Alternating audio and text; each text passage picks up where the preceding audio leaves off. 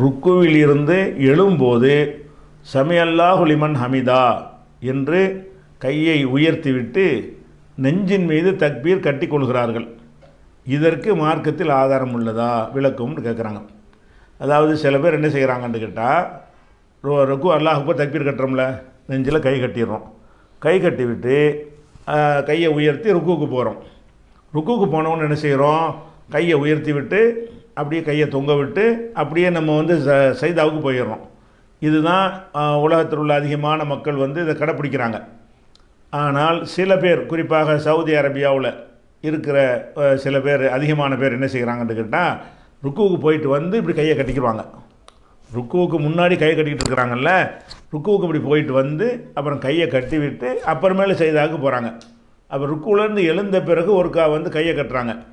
இப்படி கட்டுறாங்களே, இதுக்கு இது என்ன ஆதாரம் அப்படிங்கிறது ஒரு கேள்வியாக கேட்குறாங்க, செய்யலாமான்னு. அதாவது இந்த பிரச்சனை ரசூலுல்லாஹ் காலத்தில் இருந்து இந்த நூற்றாண்டு வரைக்கும் எந்த ஒரு காலகட்டத்திலும் இல்லாத ஒரு பழக்கம் இது. எந்த ஒரு காலகட்டத்திலாவது ருக்குலேருந்து எழுந்து கையை கட்டி கொள்ளணும் என்கிற ஒரு கருத்து முஸ்லீம் உம்மத்தில் 72 கூட்டத்தில் யார்ட்டையாவது இருந்துச்சான்னு கேட்டால் இருக்கவே இல்லை. ஏன்னா அப்படி ஒரு ஹதீஸோ அந்த ஹதீஸ் தரக்கூடிய ஹதீஸோ கிடையவே கிடையாது. இந்த கருத்தை முதல்ல இதை யார் சொல்கிறாருன்னு கேட்டால், சவுதியுடைய தலைமை இமாமாக இருந்த இப்னு பாஸ் என்று சொல்லக்கூடிய அப்துல்லா பின் பாஸ் என்பவர் தான் ருக்குலேருந்து எந்திரிச்சு கையை கட்டி கொள்ளணுங்கிறத முதல்ல என்ன செய்கிறாரு, 14 நூற்றாண்டுக்கு பிறகு ஃபஸ்ட்டு இவர் சொல்கிறார். ஃபஸ்ட்டு சொன்னதுனால மறுக்க தேவையில்லை. 14 நூற்றாண்டாக இல்லாத ஒரு விஷயத்தை கூட பின்னாடி வந்தவர்கள் சொன்னார்களே, ஆனால் அவங்களுக்கு தெரியாத விஷயத்தை இவர் சொல்லக்கூடியது அந்த கிரவுண்டு இருக்கும் என்று சொன்னால் நம்ம ஏற்றுக்கிறது தான் வேணும். ஒரு தகவலுக்காக சொல்கிறேன். இப்படியான ஒரு விஷயத்தை அவர் சொன்னார்.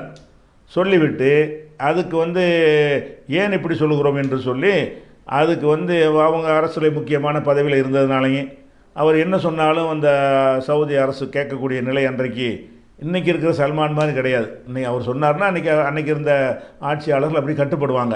அப்படி இருந்ததுனால என்ன செஞ்சார்னு கேட்டால், இப்படித்தான் செய்யணும்னு புஸ்தகத்தை அடித்து உலகத்தில் உள்ள அத்தனை பாஷைகளையும் தமிழ் மொழி உள்பட புஸ்தகங்களை லட்சக்கணக்கில் அடித்து உலகம் பூரா அனுப்பி வச்சாங்க.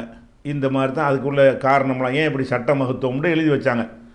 அந்த புஸ்தகத்துக்கு பேர் தமிழில் போட்டது விடுபட்ட நபி வழி. அந்த புஸ்தகத்து பேரில் சொல்லிவிட்டாங்க. விடுபட்டதுன்னா இது வரைக்கும் இல்லைங்கிறார். இது வரைக்கும் இல்லாத ஒரு நபி வழியை நான் கண்டுபிடிச்சிட்டேன் அப்படிங்கிற அர்த்தம் தரும் வகையில் விடுபட்ட நபி வழின்னு நினைஞ்சாங்க. அந்த புஸ்தகத்தை வெளியிட்டாங்க. அந்த புஸ்தகத்தில் தான் இதுக்கான ஆதாரத்தை சொல்லியிருக்கிறாங்க. என்ன ஆதாரம் சொல்கிறாங்க என்று கேட்டால், ஒரே ஒரு ஹதீஸ் தான் அதுக்கு ஆதாரம் காட்டுறாங்க. ஒரு ஹதீஸ் தான் எடுத்துக்கிறது தான் வேணும். அந்த ஹதீஸில் அந்த கருத்து இருக்கணும்ல.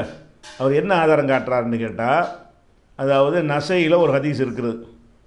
அது எப்படி வருதுன்னு கேட்டால், ரசூல் ஸல்லல்லாஹு அலைஹி வஸல்லம் அவர்கள் இதா கான காயிமன் ஃபி ஸலாத்தி, தொழுகையில் நிற்கும் பொழுது கபல பி யமீனிஹி அலா ஷிமாலிஹி, தம்முடைய வலக்கரத்தால் இடக்கரத்தை இப்படி பிடித்து கொள்வார்கள். தொழுகையில் நிற்கும்போது வருதுல்ல, முதல்ல நிற்கிறோமே அதுவும் நிற்கிறது தானே, ருக்குலேருந்து எந்திரிக்கிறோம் அதுவும் தானே நிற்கிறது. இப்படி அர்த்தம். இந்த நேரத்தில் அப்படி கட்டணும்னு சொல்லவே இல்லை, நிற்கும்போது வருது. தொழுகையில் நிற்கும் போது என்ன செய்வார்கள் என்று கேட்டால், தம்முடைய வலது கரத்தால் இடதுகை பிடிப்பார்கள் வந்திருக்கிறது. நம்ம ஆரம்பத்தில் அது கரெக்டாக செஞ்சிடறோம். அவர் வாதம் ஆரம்பத்தில் கரெக்டாக செஞ்சிடறோம். ருக்குவுக்கு போன பிறகும் நிற்கத்தானே செய்கிறோம்.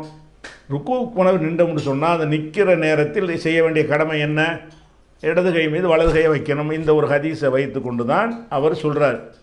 அப்போ நிற்கிறது என்று சொன்னால் அது எதை குறிக்குதுங்கிறது எல்லாருக்கும் விளங்குது. நிற்குதல் என்கிறத ரசூலுல்லாஹ் எதுக்கு சொல்கிறாங்கன்னு கேட்டால், அதாவது தொழுகையில் கியாம் இருக்குது, ருக்கு இருக்குது, சைதார், ஒவ்வொரு செயலுக்கும் ஒரு பேர் இருக்குது. ருக்குவில் இருந்து அப்படியே போகக்கூடாது என்பதற்காகத்தான் எழுந்துட்டு நம்ம போகிறோம். முதல்ல நிற்கிறதுன்னு ஒரு நிலைமை, நின்று கொண்டிருக்கும்போது குனிகிறோம், அது ஒரு நிலைமை. குனிஞ்சிக்கிட்டு அப்படியே போனோம்னா அது முழுமை பெறாது என்பதற்காக அதிலிருந்து நிமிந்துட்டு உடனே சைதாவுக்கு போகிறோம். அது நிற்கிறது என்பதற்காக வேண்டி நம்ம செய்யலை. அதை போய் நிற்குதல் என்று நம்ம சொல்வதும் கிடையாது. இப்போ ரசூல் ஸல்லல்லாஹு அலைஹி வஸல்லம் நிற்கும் பொழுது இதை செஞ்சார்கள் வந்த உடனே இவர் என்ன செய்கிறார், இந்த ஹதீஸை வச்சுக்கிட்டு வளைச்சி என்ன செய்கிறார், விளக்கம்னு சொல்லி அந்த நூலில் எழுதுகிறார். இந்த ஹதீஸ் ஒன்று தான், வேறு ஆயிரக்கணக்கான 100கணக்கான 10கணக்கான ஆதாரமெல்லாம் அவர் காட்டலை. இந்த ஒரு ஹதீஸை வைத்து என்ன சொல்கிறாருன்னா, நிற்கும் போது ரசூலுல்லாஹ் என்ன செஞ்சாங்க என்றால் வலது கையை இடது கையில் வைத்து கொண்டார்கள். அப்போ ருக்குவுக்கு போயிட்டு வந்து நம்ம நிற்கத்தானே செய்கிறோம், அந்த நேரத்தில் இப்படி வச்சுப்பிட்டு தான் மர போகணும் அப்படின்றது வாதம் வைக்கிறார். அப்போ வந்து இப்போ உதாரணமாக வந்து அத்தையாத்து இருப்பில் இருக்கும்போது அத்தையாத்து ஓதுவாங்கன்னு இருக்குது. அப்போ 2 சஜிதாவுக்கு இடையில் இருப்போம்ல, அதுலேயும் ஓதலாமா? அதுவும் இருப்பு தானே. அது ருக்கு சைதாவுக்கு போகிறோம், சைதாவுக்கு போயிட்டு உட்கார்றோம்ல, அது என்னது? அது இருப்பு தானே. அது சின்ன ஒரு இருப்பு, மறுபடியும் சைதாவுக்கு போயிடுவோம். இருக்கும்போது ரசூலுல்லாஹ் அத்தஹியாத்து ஓத நாங்கள் வைத்துக்கொண்டு ஒரு சைதா செஞ்சுட்டு அத்தஹியாத்து லில்லாஹின்னு ஓதுறதா அல்லது டக்குன்னு போயிடுறதா? இருக்குதல் என்பது வந்து எதை சொல்லுதுங்கிற அந்த வார்த்தையை வச்சுக்கிட்டு விளையாடாமல், நிற்குதல் என்பது ரசூலுல்லாஹ் எதை சொல்கிறாங்க. உட்காருதல் என்று உட்காரும்போது இதா ஜலசன்னு வருது, உட்கார்ந்தால் தஷகுத் ஓதுவாங்கன்னு, உட்கார்ந்தா ஓதுவாங்க அத்தஹியாத்து ஓதுவாங்கன்னு வருது. உட்கார்ந்தா அத்தஹியாத்து ஓதுவாங்கன்னா என்ன அர்த்தம்? கடைசியில் இந்த 2 சைதா முடித்து விட்டு உட்காருவாங்க, அந்த உட்கார்தல் தான். நீங்கள் அகராதி பேசுவதாக இருந்தால் இதுவும் தானே உட்காருன்னு சொல்லலாம். எதை? ஒரு சைதாவுக்கு போயிட்டு உட்கார்றோம்ல, சிறு இருப்புன்னு சொல்லி, அதையும் உட்காருதல் தானே, உட்கார்ந்தாலும் தானே வருது ஹதீஸில். அப்போ நாளைக்கு விடுபட்ட இன்னொரு நபி வழிக்கு இதுக்கு ஒரு புஸ்தகம் போடணும். எப்படி? அத்தஹியாத்து நீங்கள் ஓது வந்து 2 தடவை ஓதணும். ஏன்னு கேட்டால் உட்கார்ந்தா ரசூலுல்லாஹ் ஓதி இருக்கிறாங்க. முதல் சைதா செஞ்சுட்டு உட்கார்றோம்ல, உட்கார்ந்துட்டு தானே 2வது சைதாவுக்கு போகிறோம். 2 ஆவுறதா இருந்தால் உட்கார்ந்தா தான் ஆக்க முடியும், பிரிக்க முடியும். அதுக்காக உட்காருதல் அது அகராதியில் அது உட்காருதல்னு சொல்லப்பட்டாலும் மார்க்கத்தில் உட்காருதல் என்றது வந்து எதை சொல்லுது? சஹாபாக்கள் ரசூலுல்லாஹ் உட்காரும் போதுன்னு சொன்னாங்களே, அது எதை சொல்கிறாங்கன்னு விளங்கலையா நமக்கு? நிற்கிறார்கள், நிற்கும் போதுன்னு எதை சொன்னாங்கன்னு விளங்கலையா? அப்போ நிற்கிறதை சொல்லும் போதும் சரியான முறையில் விளங்கணும், உட்காரும் போது மட்டும் அதை கரெக்டாக விளங்கிவிட்டு நிற்கிறத சொல்லும்போது மட்டும் இப்படி விளங்கினா அப்படி சரியாக வரேன். இதுதான் அவருடைய ஒரு மெயினான ஒரு வாதம். சரி, அதே மாதிரி வந்து ரசூலுல்லாஹ் வந்து அகமதில் வரக்கூடிய ஒரு ஹதீஸ், ரசூலுல்லாஹ் வந்து தொழுகையில் நிற்கும் பொழுது கிராத் ஓதுவதற்கு முன்னாடி கொஞ்ச நேரம் மௌனமாக இருப்பார்கள். அதில் இதே வார்த்தை வருது, இதா காம இல்லை சலாத்தி, தொழுகையில் நிற்கும் பொழுது கொஞ்ச நேரம் மௌனமாக அல்லாஹும்ம பாயிது ஓதிவிட்டு அப்புறமேல வஜ்ஜகத்து அந்த இது அல்ஹம்துலில்லாஹ் ஓதுவார்கள் வருது. அப்போ ருக்குலேருந்து எந்திரிச்சிட்டு அதுவும் நிற்கிறது தானே. நிற்கும்போது என்ன ஓதுவார்கள்? அல்லாஹும்ம பாயிது பைன் ஓதுவார்களா அப்படின்னு சொல்லி ருக்குலேருந்து வந்து ஓதுவீங்களா? இந்த செயலுக்கு காட்டின அதே வாசகம் தான் இதுலேயும் வருது. எது? இதாக்கான காய்மன் ஃபி சலாத்தி, தொழுகையில் நிற்கக்கூடியவர்களாக இருக்கும் பொழுது கபலபி யமீனிகி அலா ஷிமாலிகி, வலது கையினால் இடது கையை பிடிப்பார்கள்னு வச்சுக்கிட்டு இது நிற்கிறது இதில் அடங்கவே அடங்காது. இந்த நிற்கிறத ரசூலுல்லாஹ் சொல்லலை, வேறு நிற்கிறத சொன்னாங்கன்னு தெரிஞ்சுக்கிட்டு இருக்கும்போதே மனமுரண்டாக புதுசாக ஒன்று கண்டுபிடிக்கிறேன்னு அவர் செஞ்சு விட்டார். செஞ்சிருது. அப்படி இதே வார்த்தையை வச்சு பார்த்தீங்கன்னா அப்போ இதே வார்த்தை இதா காம இல்லை சலாத்தி, தொழுகைக்கு நிற்கும் போது இதையும் காம தான் வருது. தொழுகையில் நிற்கும் பொழுது ரஃபை எதை மத்தன், கையை நல்லா உயர்த்துவார்கள். சும்ம சக்கத்தை, பிறகு மௌனமாக இருப்பார்கள். கபலல் கிராத்தி, ஓதுவதற்கு முன்னாடி மௌனமாக இருப்பார்கள். அதுக்கப்புறம் என்ன செய்வாங்க? ஓத ஆரம்பிப்பார்கள் வருது. அப்போ நம்ம அல்லாஹ்வுக்கு தக்பீர் கட்டி நிற்கிறோம்ல, நிற்கும்போது கொஞ்சம் நேரம் மௌனமாக இருந்துட்டு, மௌனம்னா வாய்க்குள்ளே ஒதுக்கிட்டு அல்ஹம்துலில்லாஹி ரப்பில் ஆலமீன் ஓத ஆரம்பிக்கிறோம். அப்போ இதெல்லாம் நிற்கும்போது செஞ்சாங்கன்னு வருதில்ல. அப்போ ருக்குலேருந்து எந்திரிச்சு இருக்கா அல்ஹம்து சூரா ஓத போகிறோமா? ருக்குலேருந்து நின்று அதுவும் நிற்கிறது தானே. அப்போ இந்த ஆதாரம் என்பது ஒரு ஆய்வின் அடிப்படையில் அவர் சொல்லலை, சும்மா என்னத்தையோ சொல்லியிருக்காரே தவிர இதில் வந்து ஒரு அறிவார்ந்த முறையில் அந்த வாதத்தை அவர் வைக்கவே இல்லை. அதனால தான் என்ன செஞ்ச இந்த புஸ்தகத்தை வந்து கிட்டத்தட்ட பல்லாயிரக்கணக்கான பிரதிகளை வந்து நம்ம ஜாக்கில் இருக்கக்கூடிய நேரத்தில் அங்கேருந்து அனுப்பி வச்சாங்க சவுதியிலேருந்து, இது எல்லாத்துக்கும் இலவசமாக கொடுங்கன்னு சொல்லி. ஒவ்வொரு புஸ்தகமும் 15 ரூபா 20 ரூபா பெருமதியாக உள்ளது. அது லட்சக்கணக்காக அடித்து வந்து என்ன செஞ்சாங்க, உலகம் பூரா பரப்ப நமக்கே பல ஆயிரங்கள் அனுப்பி வச்சாங்க. பல ஊர்களுக்கு நினைஞ்சாங்க, அகல ஹதீஸுக்கு, சலபிகளுக்கு, உமராபாதுக்கெல்லாம் அந்த புஸ்தகங்கள் என்ன செய்கிறாங்க, தமிழில் அடித்து போட்டாங்க, எல்லா மொழியிலையும் அனுப்புனாங்க. அதை ஜாக்கில் உட்காந்து நாங்கள் பார்த்து பண்டல் கட்டி மேலே தூக்கி போட்டோம், அது யாருக்குமே கொடுக்கல. அதை படித்து பார்த்துட்டு இது ஒரு வாதமே இல்லை இது. அதை சவுதியில் அவர் சொல்லிட்டாருங்கிறதுக்காக வேண்டி சவுதியில் உள்ளவர்கள் அதை பின்பற்றுறாங்க. அப்படியே அவர் எல்லாம் சொன்னால் சரின்னு நினைக்கக்கூடியவங்களாக இருக்கிறாங்க, தக்லீத் பண்ணுறாங்க. அதுக்காக சவுதியில் வேலைக்கு போனவங்களும் அவங்கள பார்த்துக்கிட்டு இப்படி தான் செய்யணும் போல இருக்குது, சவுதியில் செய்கிறாங்கல்ல, சவுதி வந்து குர்ஆன் ஹதீஸை தானே பின்பற்றுறாங்க, அப்போ இதுதான் கரெக்டான வழி போல் இருக்குன்னு நினைத்து கொண்டு செய்கிறார்கள். இது சவுதியில் இந்த வழக்கம் இருக்கிறது.